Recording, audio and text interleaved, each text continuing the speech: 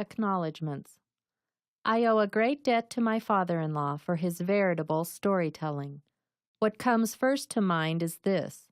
I had no comprehension of the stress a person undergoes who is involved in the development of aeronautics, or that the single focus of accuracy is the engineer's task over every other human temptation.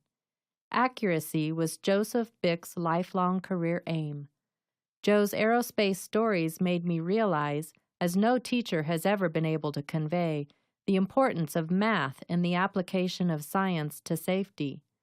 My father-in-law taught me that numbers are, much like truth, self-evident.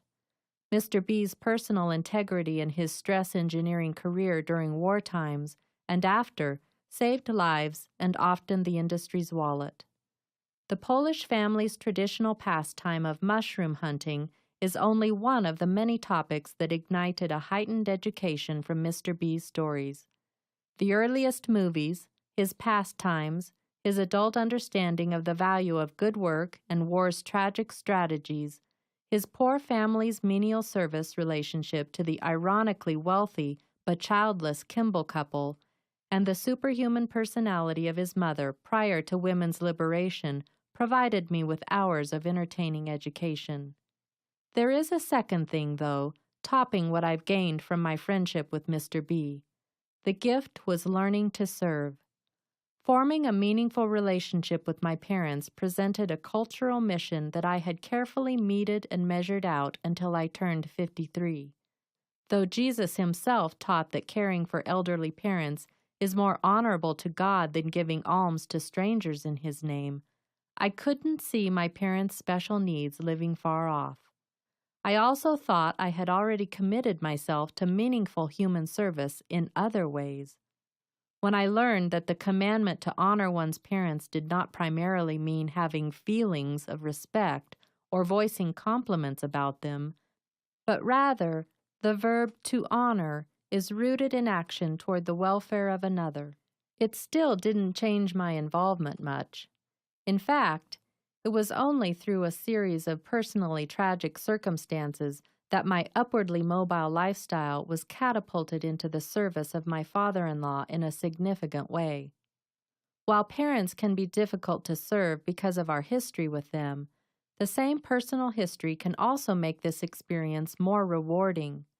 Deeply rooted relationships sometimes seek new sources of nourishment as life passes. With an attitude of respect and hospitality, it is possible that each family member can experience a great benefit and personal reward.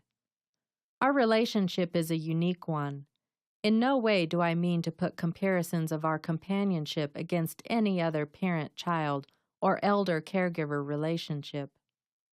My graphic artist friend, Catherine Sweezy, is to be credited for her cover design, which is probably the reason why you considered reading this book.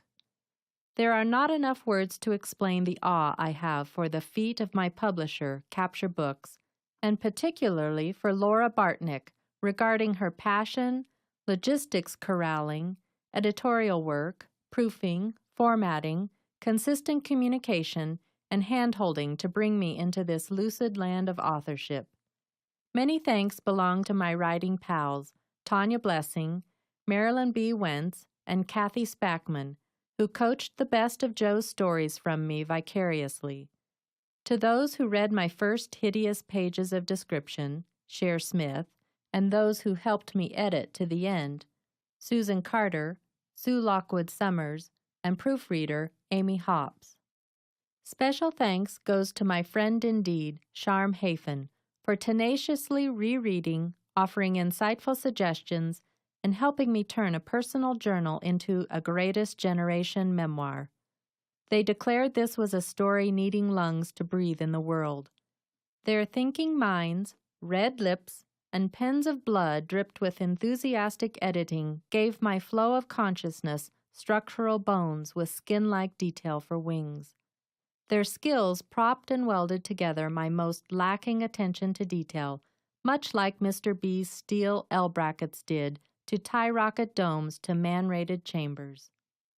Finally, I thank my husband for his buoyant vision and loving support through my compulsive, and drug-like obsession to journal his father's conversations, spinning history like cotton candy.